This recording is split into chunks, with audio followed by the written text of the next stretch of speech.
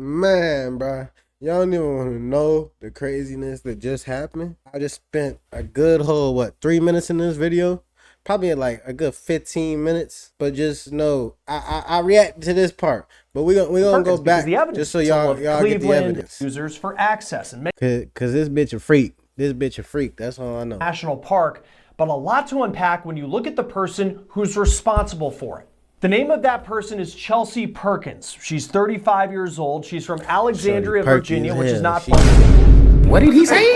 Veteran of the United States Coast Guard. Chelsea Perkins may be her government name, but in the online world, she is known by a different one. That name is Selena Savage, and she's no longer in the Coast Guard. She was a model who posted content on the website OnlyFans. That's the subscription-based site where creators can post content and then I did actually forget that she was an OnlyFans content creator, but I knew this bitch was freaky. She got the whole tattoos and everything, all that. No cap. I don't subscribe to OnlyFans, but I am curious. I am curious. With that being said, my thing with OnlyFans though, I don't like that shit. Because what the fuck? You think I'm gonna pay just to see you naked? I can go see a whole entourage of bitch on the hub. Like Go Google that shit. See what I'm talking about. If you cannot pull that, you don't deserve to see her naked. I mean, that's just honest. Now, like, y'all made it too easy. It's like, oh damn, well, I never get that bitch. I can pay $100-$200 just to see a pussy. Like, gang, like, okay, like, what good is that gonna do you, gang? What good is that gonna do you? You can go to sleep happy now. Tell you shit. I don't know, bro. Charge users for access, and many of the accounts can have very risque content, to say the least. On Instagram, Perkins identified herself as a cam model. Perkins' last post on Instagram was on December 9th, 2021. I want you to remember that date. I will bring that up in just a moment. Earlier in that year, 2021, on March 6th, Perkins drove to Ohio to meet 31-year-old Matthew Dunmeyer. According to court documents, Dunmeyer and Perkins go way back. They both went to the same high school. Heading into the weekend, Dunmeyer had told a friend that he was going to meet up with a woman who was in town for the weekend. In fact, his boss saw him get into a car with a woman, and that woman was driving a white car. On March 6th, the two, Dunmeyer and Perkins, went for a walk in... Hey, wait. First of all, you was going out with a girl at work? How can you do that at work, shorty? Like, where he work at? If he able to leave and tell, hey, bro, I'm leaving to go hang out with this bitch. What? Hey, what kind of job you got, bro? I need that. See, I ain't gonna cap though. When I used to work at Enterprise, see, my shorty, I live right around the corner from Enterprise. So if I had like a long ass drive and I was coming back in the same car, me and my shorty would get in the car and we'd be driving, folks. I'd be getting paid. I'd be so high right now. I have no idea what's going on. Ooh. I'll go fuck that I work that no more, you feel me? But boy, hey, I was doing that. I ain't gonna tell all my sauce. Cuyahoga Valley National Park. That is a beautiful park. Take a look at some of the views. Just a quiet place where people in Ohio can get away from the hustle and bustle of Cleveland and Akron in the northeast part of the state. On March 9th, a few days later, around 11 o'clock in the morning, hikers found Dunmeyer dead. He had a single gunshot wound to his head. At the time, Perkins was nowhere to be found. During the investigation, police did speak to some hikers who were in the park, and they remember on the day that Matthew was murdered, they heard a gunshot. And not just that, they passed a woman who was later identified as Perkins, who seemed lost in the woods. On top of that, they noted it was odd that she was wearing knee-high boots walking around a national park. Not exactly something you would wear when you go for a hike. Now, Perkins eventually made her way out of the park and then drove across state lines to Michigan to a tattoo parlor. Eventually, she drove back home across state lines again to Virginia, where her husband lived and also owned the white car that Matthew's boss saw him getting into before his murder. It took several months to arrest Chelsea Perkins. Police say eventually they were able to line up Matthew's cell phone data with the location of an Airbnb rental that Perkins had booked for the weekend that she was in Ohio. Also, So Perkins' DNA showed up on Matthew's body, as well as on a water bottle that was near his body after she shot him in the back. Yo, you know what? You're so freaking obsessed.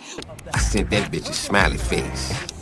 Bitches love smiley faces. Remember December 9th of that year, because that was the last day that Selena Savage posted on Instagram. As I'm reading you these details, you're probably thinking to yourself, what took the authorities so long to arrest Chelsea Perkins? Because the evidence just really lines up, certainly in hindsight. But during the 5 months the investigation went on, this story took an even more shocking turn. A little more than a month before Perkins was arrested, a woman was shot in Northeast Washington, D.C., and the shooter, according to the Justice Department, wore a brown vest and brown baseball cap and carried a cardboard box to the door of the home, and they knocked on the front door and shouted, FBI, open up! This is why I don't trust motherfuckers, bruh. This is why I don't trust motherfuckers. I understand what my grandma was doing. So this shit is real. People are starting to do this, and I can only know, or I definitely know because I was one of them. I ain't say Uber Eats, but said I was DoorDash, my nigga. Niggas is thinking, so you really can't trust nobody, bro. I don't trust nobody like where I live, like none of that. I'm always on guard, you know. Always got the blick in the crib, like man. We don't fight fair, nigga. We believe in overwhelming force. This is the shit that can happen.